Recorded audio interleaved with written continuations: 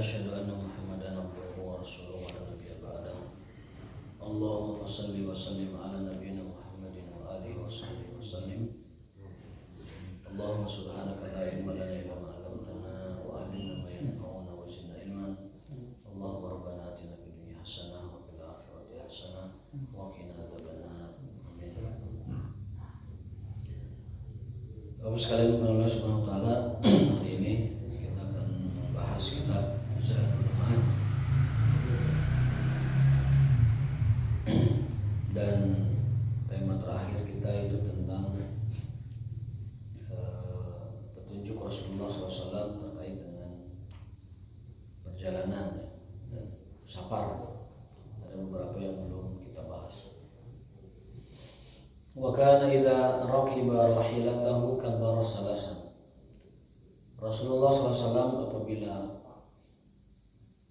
hendak bepergian dan menaiki kendaraan beliau, maka beliau membaca takbir 3 kali. Kalau sudah di kendaraan ya, sudah naik kendaraan, itu bertakbir 3 kali. Allahu Akbar, Allahu Akbar, Allahu Akbar. Kalau yang kemarin itu sebelum bepergian itu sholat 2 rakaat, namanya sunnah safar. Sholat sunnah safar 2 rakaat sebelum bepergian, disunahkan itu, dan Nabi selalu melakukannya. Lalu setelah naik kendaraan, beliau membaca takbir 3 kali. Allahu Akbar, Allahu Akbar. Apa fungsinya? Ya, untuk menundukkan kendaraan itu supaya dia tahu bahwa hanya Allah yang Maha Besar dan Maha mengendalikan segala sesuatu. Kemudian baru membaca Subhanalladzi sakhkhara lana hadza wa ma kunna lahu muqrinin wa inna ila rabbina lamunqalibun. Atau Bismillahi majriha. Itu saat kendaraan, dibacanya di kendaraan. Takbir dulu 3 kali, kemudian baca doa tersebut. Subhanalladzi sakhkhara lana. Itu diambil dari ayat Al-Qur'an sebenarnya. Ada ayatnya. Lalu membaca doa berikutnya. Ini yang jarang dibaca ini karena panjang. Jadi jarang yang menghafalnya. Padahal itu disunahkan untuk dibaca setelah Subhanalladzi sakhkhara lana hadza itu. Doanya masyhur, dan kalau di perjalanan-perjalanan yang sifatnya diatur, dibimbing, itu dibaca oleh amirul safarnya atau oleh mutawifnya. Kalau di Saudi itu doa ini dibaca. Kalau mutawif nggak hafal doa ini biasanya dipecat biasanya dipecat. Hafal doa safar itu, padahal itu kan waktu-waktu ibadah kan mustajab. Jadi safar pun diusahakan dibaca doa ini. Allahumma inni as'aluka fi safarina hadza al-birra wa taqwa wa min al-amali ma tarda. Allahumma hawin alaina as-safara wa twi anna bu'dahu. Allahumma anta sahibu fi safar wal khalifatu fil ahli. Allahumma ishabna fi safarina wa akhlifna fi ahlina. Dalam riwayat lain ada yang berbeda ujungnya. Allahumma inni a'udzubika min wa'sa'is safar wa ka'abatil mandar wa su'il munqalab. Allahumma anta sahibu fis safar fil mali wal ahli wal walad. Aibuna taibun ilallahi hamidun. Itu riwayat yang lain. Kalau ini berbeda di akhirnya. Yang Allahumma ishabna itu beda terakhirnya. Wa fi sahih Muslim, yang tadi riwayat Muslim juga. Wa fi sahih Muslim, dalam sahih Muslim ada hadis lain. Allahumma inni a'udzubika min wa'sa'is safar wa ka'abatil mandar wa su'il munqalab. Allahumma anta sahibu fis safar wa khalifatu fil ahl wal mali wal walad. Ya, di sini tambahkan wa ka'abatil munqalab wa min al-hawri ba'dal qawri wa min da'watil mazlumi wa min su'il munzari fil ahli wal mal. Jadi ada tambahan wa min da'watil mazlum. Ya Allah, aku berlindung kepadamu dari doanya orang teraniaya. Barangkali kita di jalan menganiaya orang lain. Barangkali kita di jalan menzalimi orang lain, lalu ada yang berdoa di belakang. Cilaka mana? Bisa cilaka karena dia teraniaya, terzalimi oleh kita, terzalimi oleh knalpot kita, terzalimi oleh suara kita, terzalimi oleh jalan kita. Nanti dia berdoa, itu jadi bahaya buat kita. Jadi bahaya dan bisa dikabulkan doa orang terzalimi tersebut. Kita artikan doanya. Allahumma inni as'aluka fi safarin hadza, ya Allah, aku memohon kepadamu dalam perjalananku ini kebaikan dan ketakwaan. wa minal amali ma tarda, dan dari amal perbuatan yang engkau ridhoi. Allahumma hawin alaina sabr, ya Allah ringankanlah perjalananku. Wa tu'anna bu'dahu, dan ringkaslah perjalananku, artinya percepat jaraknya, perdekat jaraknya. Allahumma inni a'udzubika min wa'sa'i safar, ya Allah aku berlindung kepadamu dari keburukan perjalanan ini. Wa ka'batil mandor, dari pemandangan yang mengerikan. Wa su'il munqalab, dari situasi yang dibalikan. Allahumma antas sahibu fi safar, ya Allah engkau adalah temanku dalam perjalanan ini. Engkau adalah khalifahku, penggantiku di keluargaku. Jagalah anakku, jagalah istriku, jagalah hartaku. Baru aibun taibun, kepadamu aku bertaubat, kepadamu aku kembali. Wa ilaika hamidun, dan kepadamu aku selalu memuja dan memuji. Perang langsung berangkat. Nah, mau tahu itu apa doa ini pecat di sana. Apa doa itu standar wae. Bismillahirrahmanirrahim, itu saja. Nah, itu terlalu pendek. Kalau mau tahu mesti hafal sampai akhir. Karena apa namanya? Kan perjalanan ibadah kan. Kalau perjalanan biasa sih ya mungkin ya. Tapi kalau mau tahu tidak hafal, tegur biasanya. Tidak hafal doa yang panjang. Jadi lengkap, memohon kebaikan, memohon takwa, kemudian agar perjalanan diperingkas jaraknya, dipercepat waktunya, kemudian meminta dijaga dari ka'batil mandor, pemandangan yang mengerikan. Kan perjalanan itu banyak pemandangan yang mengerikan. Ada yang terbalik di depan kita, ada yang tabrakan depan kita, ada yang melintas depan kita. Itu ka'batil mandor. Wasu'il munqalab, ada kendaraan lain terbalik, ataupun ada sesuatu yang runtuh, atau ada tanah yang terjerembab longsor saat kita jalan, atau jembatan itu retak, itu namanya su'il munqalab. Baru terakhirnya Allahumma antas sahibu fis safar, ya Allah engkau adalah teman perjalananku. Wal khalifatu fil ahli, dan penggantiku di keluarga. Aku tinggalkan mereka, engkau yang jaga ya Allah. Istriku, anakku, hartaku, dan fil ahli wal mali, ya istri, harta dan anak, engkau yang menjaganya ya Allah. Baru setelah itu aibun taibun ilallahi hamidun, aku akan kembali kepadamu, aku pun bertaubat kepadamu dan memuji namamu. Biasanya berapa orang kalau safar Rasul? Paling minimal 2 orang. Dua orang, karena 1 orang itu syaitan. Perjalanan 1 orang itu syaitan. Minimal 2 orang. Minimal 2 orang. Tapi kata dalam hadis itu lebih aman 3 orang. Lebih aman 3 orang. Mungkin juga konteksnya perlu dipahami. Zaman dulu kalau bepergian melintasi gurun 1 orang juga bahaya juga. Bisa diterkam serigala, bisa dibegal dan lain sebagainya. 2 orang lebih terjamin, 3 orang lebih aman. Kalau perjalanan hari ini naik bis itu kan 50 orang kalaupun. Di sini misalkan mau ke Jogja naik bisnya 50 orang, atau kereta ratusan orang, itu kan banyak. Kalau zaman dulu memang minimal kafilah itu 3 orang paling kecil, lebih aman. Kalau 1 khawatir dia tergelincir, tidak ada yang nolong atau lain sebagainya.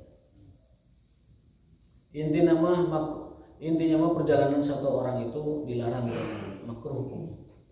2 atau 3 lebih aman. Nah, kemudian bagi orang yang ditinggal pergi, wa kana idza wadda'a ashabahu fi safar yaqula.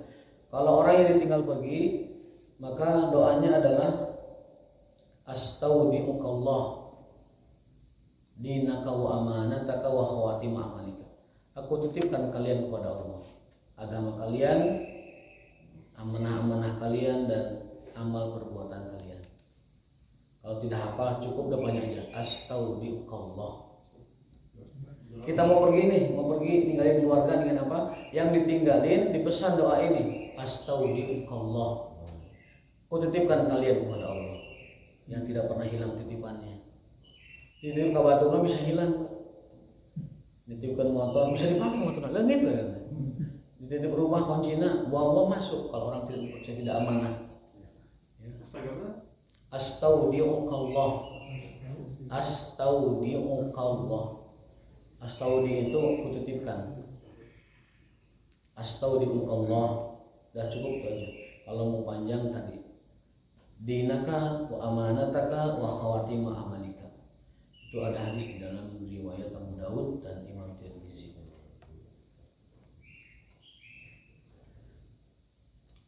Nah, ada lagi yang ringkas. Wa inni uridu safaran faqala. Ada lagi yang ringkas. Usika bi taqwallah. Jadi imam jika khutbah Jumat ini usika bi taqwallah. Kan Jumat itu begitu khatib. Usikum wa iyaya nafsi bi taqwallah kan gitu. Kuwasiatkan kalian dengan takwa kepada Allah. Nah, itu bisa dipakai untuk meninggalkan keluarga ketika kita hendak perjalanan. Tapi yang dicontohkan pertama itu astaudiukallah. Kalau tidak itu boleh juga usika bi taqwallah. Kuwasiatkan kamu dengan takwaan kepada Allah. Falamma walla qala Allahumma zwi lahul ard wa hawwin alaihi safar. Lalu yang ditinggal membaca doa Allahumma izwi lahul ard. Ya Allah, lipatkan bumi untuknya. Artinya cepatkan perjalanan orang ini. Izwi lahul ard wa hawwin alaihi safar, dan mudahkan perjalanannya. Ya Allah, lipatlah bumi untuknya dan ringankan perjalanannya. Itu bagi orang yang ditinggalkan kepada orang yang hendak bepergian. Itu artinya apa? Artinya safar itu memang harus sesegera mungkin selesainya. Pulang ngambai di jalan, betah-betah di jalan jangan. Karena as-safaru qit'atun minal azab, kata hadis Rasulullah. Safar itu adalah bagian dari azab. Safar itu bagian dari azab. Jadi apa? Jadi safar itu memupus dosa. Safar itu memupus dosa. Semakin banyak orang safar itu dosanya semakin berkurang. Qit'atun minal azab. Dia adalah bagian dari azab. Artinya apa? Azabnya terkurangi kalau dia sering bepergian.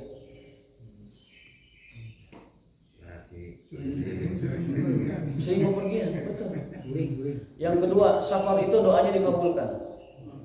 Salah sudah awat mustajabat. 3 doa yang mustajab. Yang pertama, dakwatul mazlum, doa orang yang dizolimi. Yang kedua, dakwatul shaim, doa orang puasa. Yang ketiga, dakwatul musafir, doanya orang yang musafir. Itu 3 doa yang diijabah. Salasu da'awat mustajabat. Dakwatul mazlum yang pertama, yang kedua dakwatul shaim, ketiga dakwatul musafir. Orang dizalimi, orang puasa, dan orang yang sedang bepergian. Doanya mustajab. Bahkan untuk orang dizalimi ada hadisnya. Takutlah oleh kalian doanya orang terzalimi, karena antara dia dengan Allah tidak ada pembatas. Wa in kana kafiran, meskipun dia orang kafir. Karena hakikatnya Tuhan dia adalah Allah, meskipun dia pada kenyataannya menyembah Tuhan selain Allah, tapi Tuhan aslinya ya Allah sebenarnya. Cuma dia mengakui Tuhan lain selain Allah. Itulah letak kekafirannya. Tetapi dia sebagai manusia hamba Allah, tetap itu hukum asalnya. Maka ketika dia berdoa dalam hatinya kepada orang yang menzaliminya, Allah mendengar doanya dan tidak ada penghalang dia dengan Allah Subhanahu wa taala. Wa in kana kafiran, meskipun orang dizalimi itu orang kafir. Jadi keuntungan orang sabar itu yang kedua adalah doanya mustajab. Yang ketiga, orang yang sering bepergian sehat. Ada hadisnya, safiru tasihu. Safiru tasihu. Sering-seringlah bepergian, karena itu sehat bagi kalian. Jadi ada 2 hadis, sumu tasihu, berpuasalah nanti kamu sehat. Sumu tasihu. Yang kedua ada safiru tasihu, seringlah bepergian karena itu sehat bagimu. Ya bisa touring, bisa umroh, bisa haji, bisa sekedar silaturahim kepada kerabat yang jauh, sekedar silaturahim kepada sahabat dan dalam kebaikan, itu menyehatkan. Orang yang sering bepergian itu sehat. Dan secara psikologis juga itu merefresh, yang menyegarkan ingatan, menyegarkan jiwa perasaannya. Saya pernah baca buku, judulnya itu terbitan media ya. Tapi itu penelitian itu bagus. Judulnya itu Rahasia Orang Finlandia Panjang Umur dan Sehat ya. Di antara satunya itu adalah sering-sering bepergian. Jadi kerja mereka tidak diporsir, kerja mereka adalah biasa-biasa saja, tapi income-nya gede. Orang-orang Skandinavia itu kerjanya itu biasa, 5 jam, 6 jam, tidak terlalu berat. Tidak ada mereka itu berbanting tulang kerja ini, tapi gajinya gede. Orang-orang Skandinavia itu Finlandia, Norwegia, Denmark itu kan per kapita income itu gede-gede, di atas 80.000 dolar. Artinya apa? Setahunnya itu mereka penghasilannya itu di atas 1 M per orang per kapitanya itu. Nah, karena itu ditunjang oleh ekonomi yang bagus, kerjaan mereka jalan ke pedesaan, jalan ke gunung-gunung, jalan ke sungai-sungai, menikmatilah pemandangan alam. Itu diantara rahasia potensi hidup mereka itu tinggi dan indeks kebahagiaan mereka itu bagus. Indeks kebahagiaan mereka itu bagus dan potensi hidup mereka itu tinggi. Usia harapan hidupnya tinggi. Ternyata di antara sebabnya adalah tadi, mereka kerja tidak diporsir tapi per kapita tinggi. Kenapa? Karena negaranya kaya. Libur. Ya. Negara maju rata-rata hari musim liburan itu mereka libur. Iya, betul. Bepergian. Kalau kita mah kerja itu kan dikusuk tidung-dung. Ya. Kemudian habis-habisan lah. Liburan tidak dipakai. Cukup buat liburan dah. Ya. Nggak cukup, kita kalau kerja bisa buat liburan. Nggak cukup liburan. Betul. Itu negara-negara dengan tingkat kesejahteraan lebih tinggi dan harapan hidup lebih tinggi, itu mereka punya kebiasaan yang seperti itu.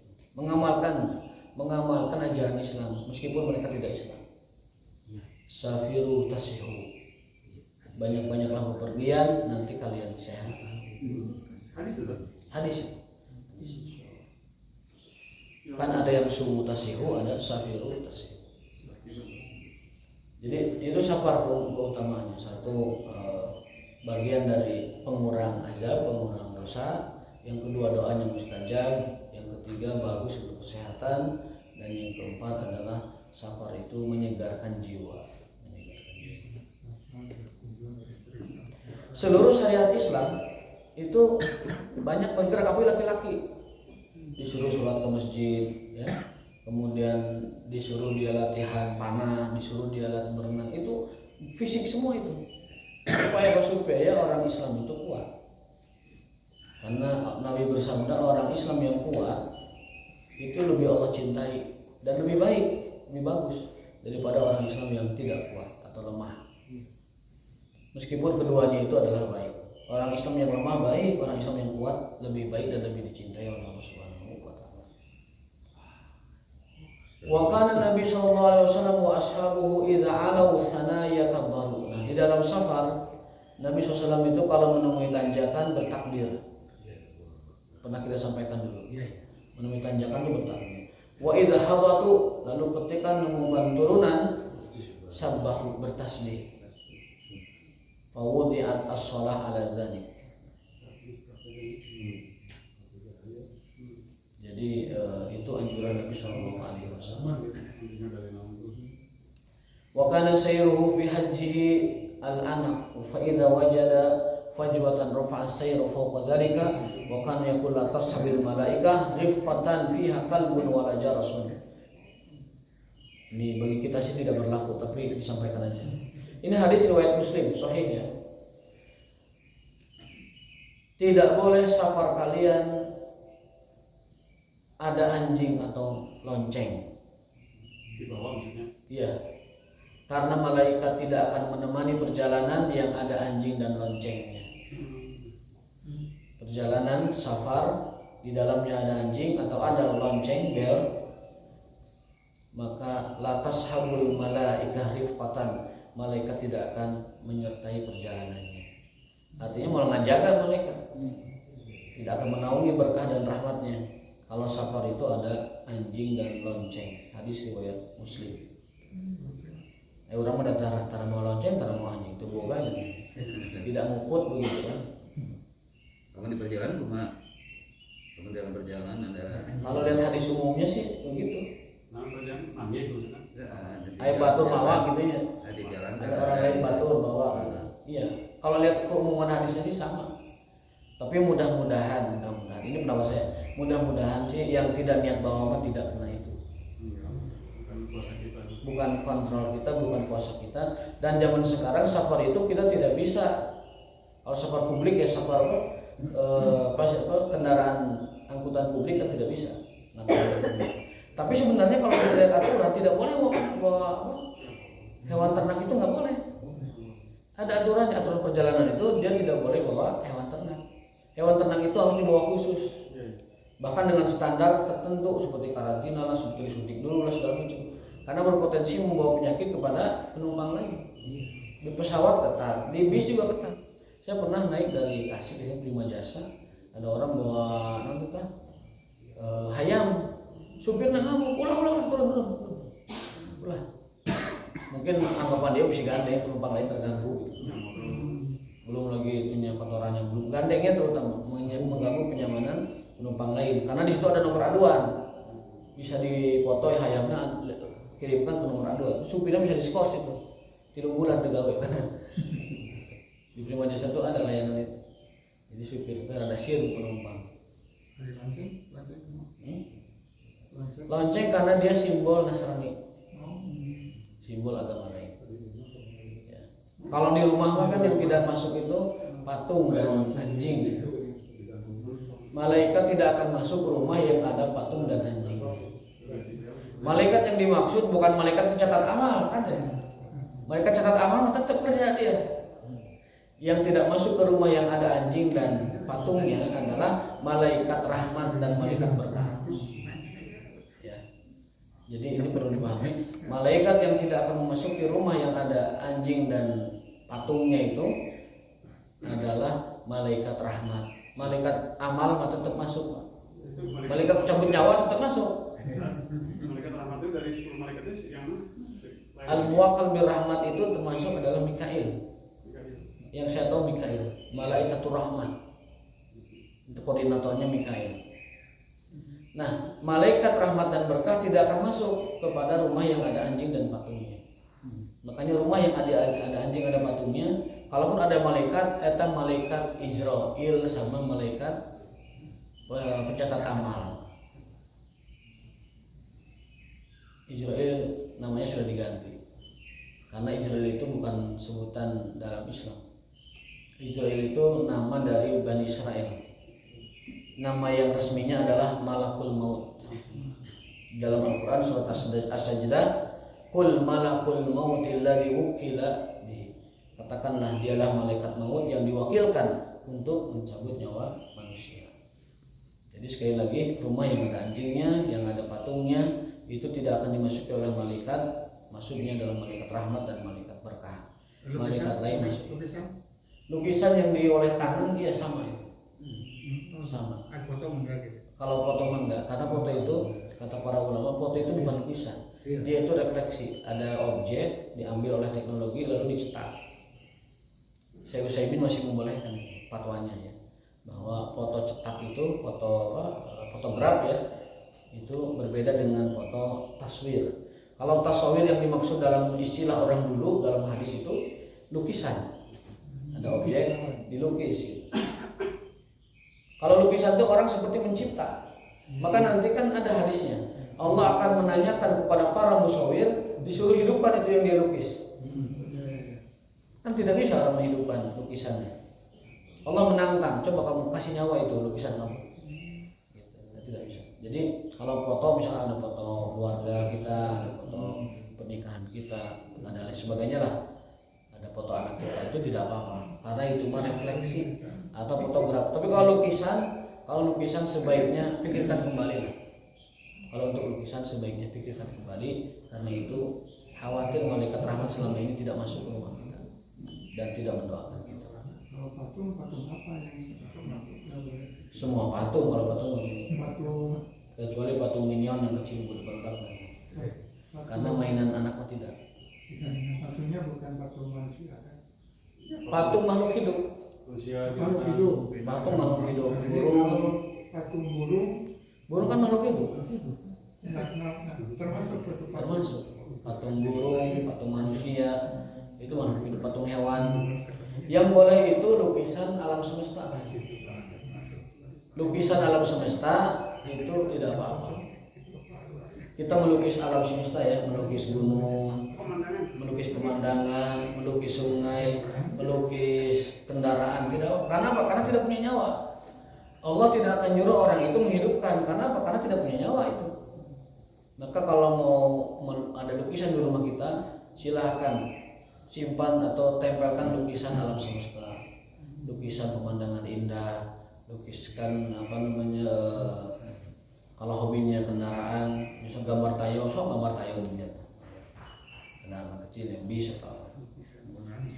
Kalau lukisan yang bernyawa, apalagi Mona Lisa mah kan sampai di apa namanya, dilulukan lah gitu, karena harganya juga mahal ya. Yang asli, yang palsu mah banyak. Benar Lisa. Patung Garuda murah. Garuda ada burungnya enggak? Ada asli enggak burung kayak gitu? Burung kayak gitu ada enggak aslinya? Setahu saya mah burung kayak gitu enggak ada aslinya. Setahu saya enggak ada. Ya, jadi malaikat tidak akan masuk ke rumah yang ada anjingnya, lukisan dan patung. Lukisan yang dimaksud lukisan makhluk bernyawa. Ya, kalau lukisan makhluk yang tidak bernyawa tidak apa-apa. Atau lukisan fotograf yang abstrak tidak apa-apa. Kemudian kalau dalam perjalanan, malaikat tidak akan menemani perjalanan yang di dalamnya ada anjing dan ada lonceng. Ya. Ini lebih-lebih berhala, lebih-lebih yang selain lonceng. Dihindarilah.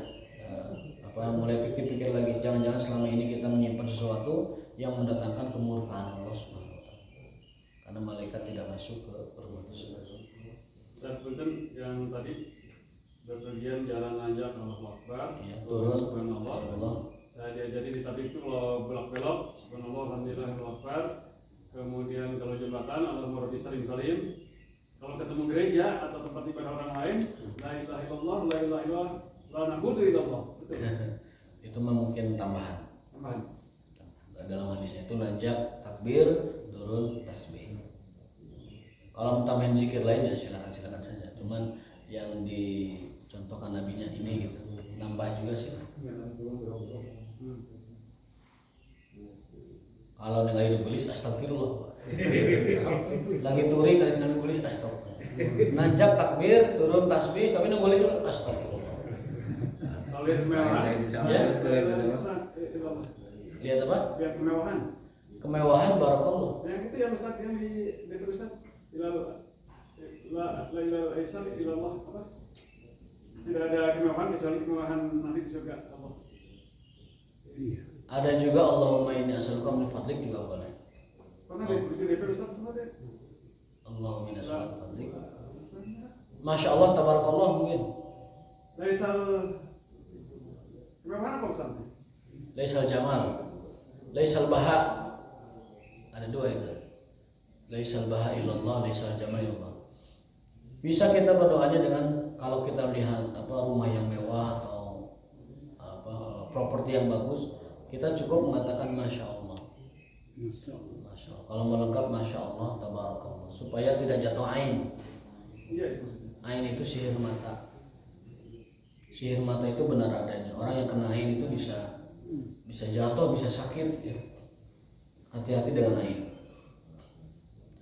Karena ain itu kadang bukan dari mata yang jahat. Ain itu kadang antara orang soleh juga. Allahumma la aisha illa aisul. Allahumma la aisha illa aisyul akhirah. Kalau itu yang di riwayatnya itu dibaca ketika ada proyek. Jadi ketika para sahabat itu membangun masjid, pada ngangkut batu gitu, pada ngangkut bata dan lain sebagainya, itu mereka mengatakan Allahumma la aisha illa aisyul akhirah. Ya, Para sahabat itu ketika itu kan berjibaku kerja bakti, nyari bahan-bahan untuk bangun masjid. Nah, ketika bangun masjid itu nyanyian mereka itu senandung penyemangat, yel-yel mereka lah bahasa orang. Allahumma la aisha illa aishul akhirah. Ya Allah, tidak ada kehidupan kecuali kehidupan akhirat.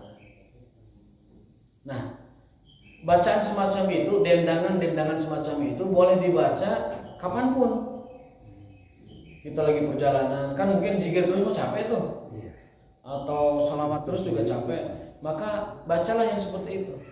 Allahumma la aisha illa aishul akhirah waghfiril ansar wal muhajir. Jadi kita ini boleh berdendang, boleh bernyanyi dengan lagu-lagu yang punya nilai, punya makna di situ yang bagus untuk kegiatan kita, perjalanan ataupun lagi bekerja, lagi sambil nembok, Allahumma la aisha illa aishul akhirah. Ya Allah, tidak ada kehidupan kecuali saat safar, saat perjalanan, saat kita baca, saat kita nyantai, saat kita naik kereta. Nyanyikan lagu ini, karena para sahabat sering nyanyi lagu ini. Bukan nyanyi ya, senandung atau ya lah, nazom. Allahumma la aisha illa aishul akhirah. Ya Allah, tidak ada kehidupan kecuali kehidupan akhirat.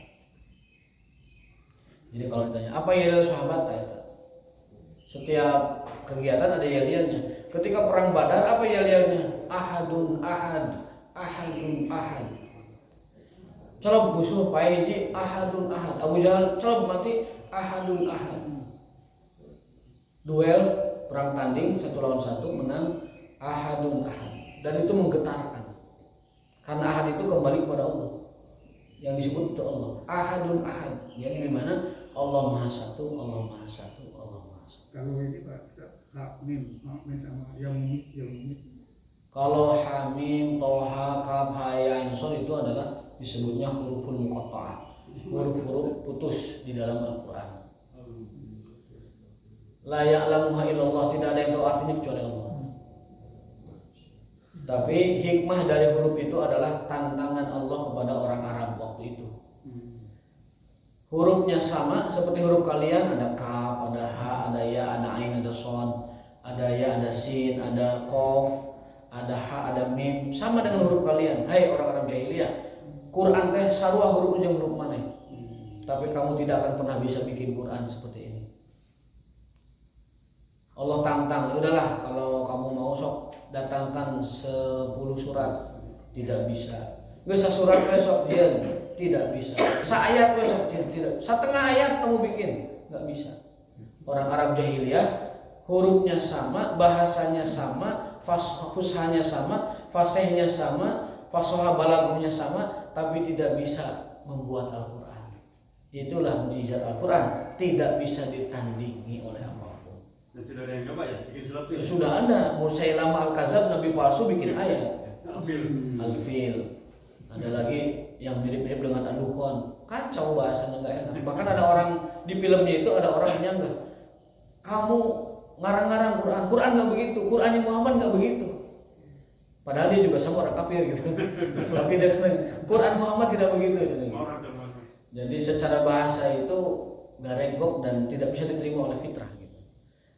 Sehebat apapun karangan orang kepada Quran. Makanya musuh tidak berdaya dan putus asa mencari kelemahan umat Islam di Al-Quran. Caranya jangan utak-atik Quran, jauhkan aja dari Quran. Maghrib ulah ngaji sinetron. Gitu. Setelah Isya jangan istirahat atau jangan ngambil baca manfaat kitab buku, teruskan sinetronnya. Jadi orang-orang kafir, dan ini diakui oleh para orientalis, umat Islam tidak akan pernah bisa dicari celahnya di Al-Quran. Yang ada malah pada masuk Islam itu si misionaris, si para tokoh-tokoh orientalis mereka. Kalau lewatnya dari Al-Quran nggak bisa. Banyaknya masuk Islam banyaknya. Tapi jauhkanlah umat Islam dari Qurannya. Dijauhkan. Bukan di utak-atik Qurannya. Jangankan itu. Saudara BTP hanya dengan mengatakan jangan mau dibodohi dengan Al-Maidah, rontok dia. Rontok kan? Di Jakarta itu. Hanya dengan sedikit mengeksploitasi satu ayat dari Al-Quran. Al-Maidah 53 ya. Oh, itu. Rontok dia. Dan andaikan itu dilakukan oleh rajim tertinggi sekalipun akan rontok itu. Umat Islam sudah tidak terbendung itu. Apa namanya sensitivitasnya. Andaikan yang melakukannya orang di atas lebih dia misalkan akan rontok juga. Karena itu mujizat Al-Quran. Energinya itu tidak terbendung. Kalau kata siapa? Kata Soekarno itu, kita orang Islam punya kitab yang berkobar-kobar. Itu Al-Quran. Orang Islam punya kitab yang memberi semangat yang berkobar-kobar untuk melawan penjajah. Yang saat itu konteksnya penjajah.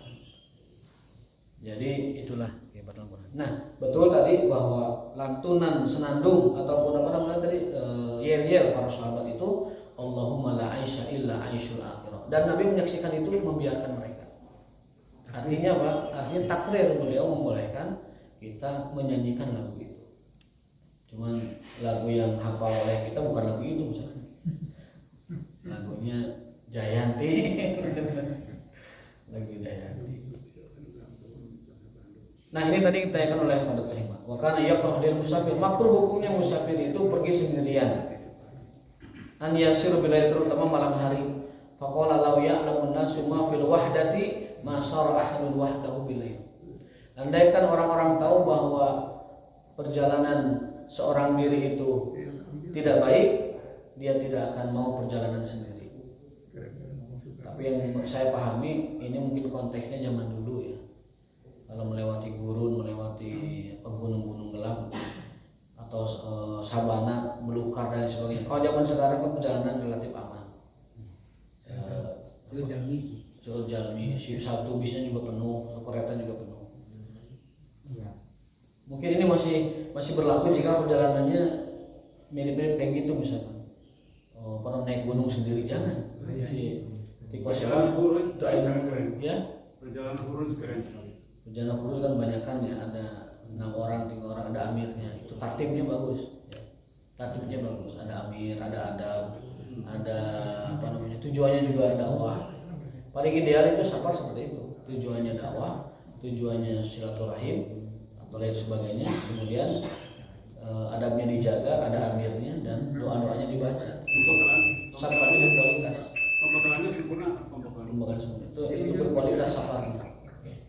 Tapi setidak-tidaknya kalaupun kita tidak jadi perjalanannya sempurna, setidaknya tadi ketika naik kendaraan takbir 3 kali, baca doa subhanallah sakhkhara lana hadza plus doa yang tadi yang agak panjang itu. Hafalkan doanya, itu bagus lah, mencoba komprehensif lah. Kemudian nanjak takbir, turun tasbih, lalu perjalanannya 2 orang atau minimal bagusnya 3 orang ke atas. Bismillah tawakkaltu ala Allah gitu. Ya. Bismillah tawakkaltu ala Allah apa? Itu mah keluar rumah ya. Itu keluar rumah. Kata Nabi, barang siapa yang membaca bismillah tawakkaltu ala Allah la haula wala quwwata illa billah, ketika dia keluar rumah maka dia akan diberi petunjuk, akan dijaga di perjalanan. Bukan, itu mah keluar rumah. Barang siapa yang membaca keluar rumah bismillah tawakkaltu ala Allah sampai akhir, kata Nabi, faqad hudita wa wuqita wa kufita wa tanasyata. Dia akan diberi petunjuk oleh Allah di jalan, tidak akan tersesat. Yang kedua, dia akan diberi rezeki yang cukup, tidak akan kelaparan kehausan. Yang ketiga, dia akan dijaga dari mara bahaya. Yang keempat, dia akan dijauhkan dari syaitan. Dan rumahnya dijaga oleh Allah Subhanahu wa taala. Kalau kita tahu faedah doa itu, nggak akan berani kita tinggalkan membaca doa seperti itu. Doa bismillah tawakkaltu itu besar sekali ini faedah dan fadilahnya ya. Dibaca bismillah tawakkaltu setiap keluar rumah. Kalau yang sudah di kendaraan mah Allahu akbar subhanalladzi sakhkhara lana hadza wa ma kunna lahu muqrinin sampai seterusnya. Tapi Allah taala bismillah billah Allahu taufiq subhanallah wa bihamdika asyhadu an la ilaha illa anta astaghfiruka wa atubu ilaik. Assalamualaikum.